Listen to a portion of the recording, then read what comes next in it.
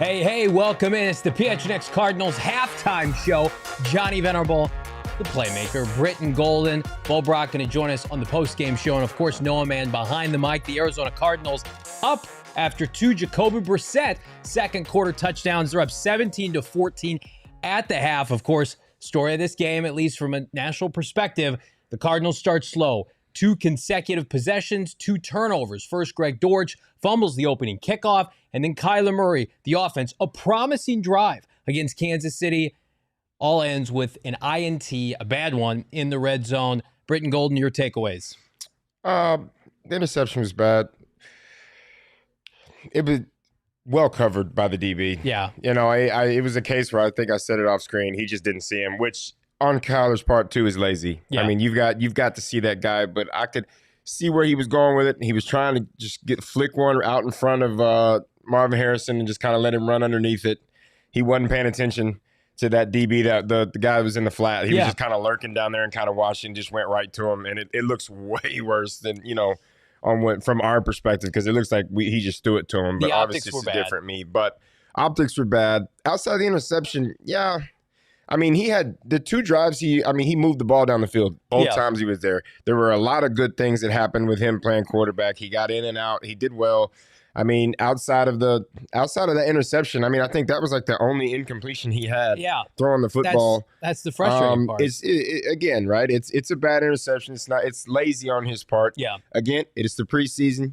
He probably, you know, I'm not trying to give him any outs here, but.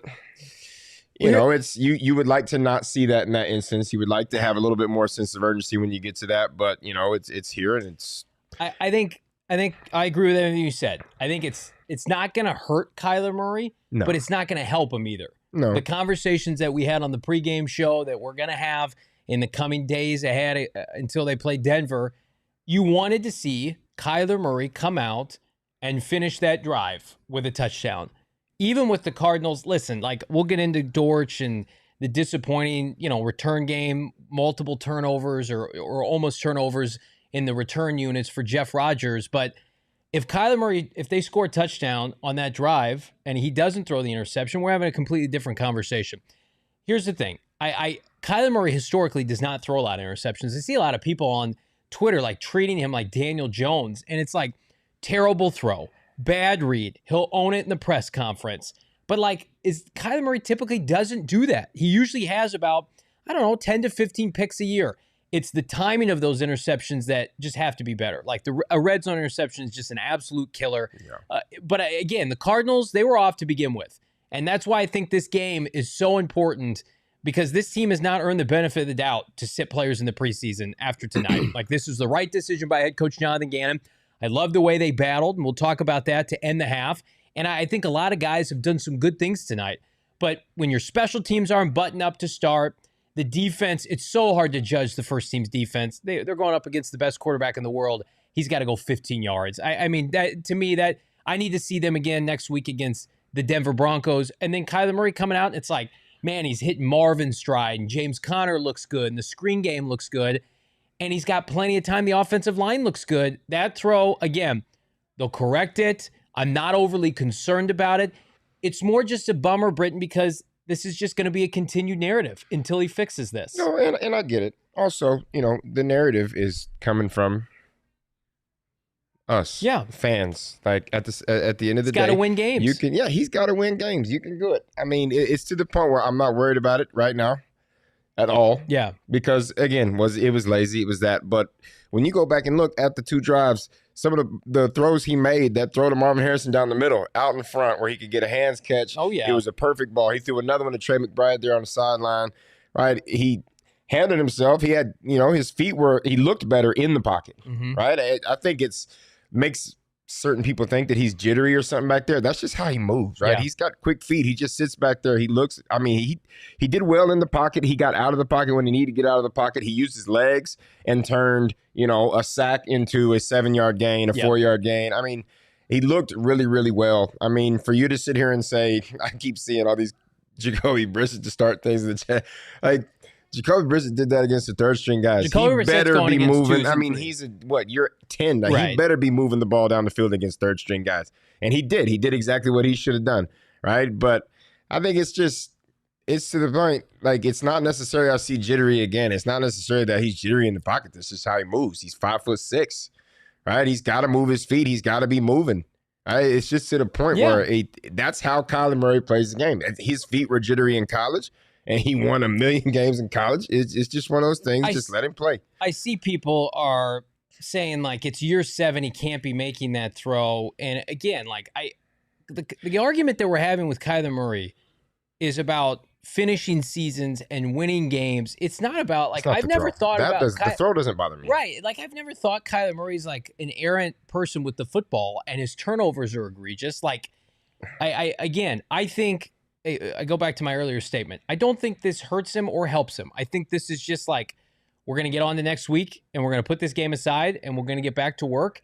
But, Jacoby Brissett looks great, but he's going against yous and me's out there, for lack of a better term. I mean, he's going against oftentimes 3s and 4s. But give him credit. The offensive line is not good.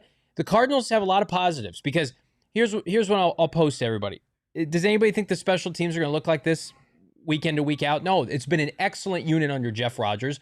They will clean this up. Yeah. The defense is going to have an opportunity to really lay out some quarterbacks early in the season. They couldn't get after Patrick Mahomes because he completed 1 pass for 1 yard for a touchdown. There are so many like anomalies in this game that it's easy to put the panic button. I really like how the defense responded. I like how the second team offense responded. I saw some good things from Isaiah Adams and Tip Ryman and Xavier Weaver. So we'll get into a full breakdown in the post-game show. But I just think if you're Kyler Murray, you just go into the film room this week and say, I just have to be better. I will be better. I have to be better. And guess what? He's got 17 games to prove it. Nothing that's going to happen right now in the preseason, even with Jacoby Brissett playing well, is going to dictate that. He's not getting benched for Jacoby Brissett. It's not the problem. Like, it's relax. They were week 1 of the preseason. Yeah. This is the first time they've gone against somebody other than themselves. It's fine. We can sit here and harp and do whatever you want to on the interception all day long. Listen, everybody throws them. Yeah. Your favorite quarterback throws interceptions. Probably he's thrown 10 times more interceptions than Kyler Murray. Even it's not the biggest thing. It's everybody hits panic button because they're so worried about it being another dismal season. And it's just relax, man. Let's relax and get to some super chats. Let them play some football. Yeah, Noah, man. Let's rep off these super chats. All right, we got a $1.99 super chat from Plex. Pick/no TD just makes it feel like a fair liar. Yeah, I mean, eerily familiar. You would like to see points come out of it. But again, like we talked about already, the 2 drives that were put together, they were great drives. The ball was moved down the field. First downs were picked up in the run game, strength, screen game, pass game, using the legs. I mean, everything was done that you want to see. You just can't have the turnover, and you need to get touchdowns instead of a field goal. Libertarian Sasquatch saying, I'd like to see Weaver with the ones. He's got the juice. We're going to talk about on the postgame show. He'll get into that for sure. I mean, like, not a good day for Greg Dortch. Not a good day for DJ Dallas, who's returning kicks.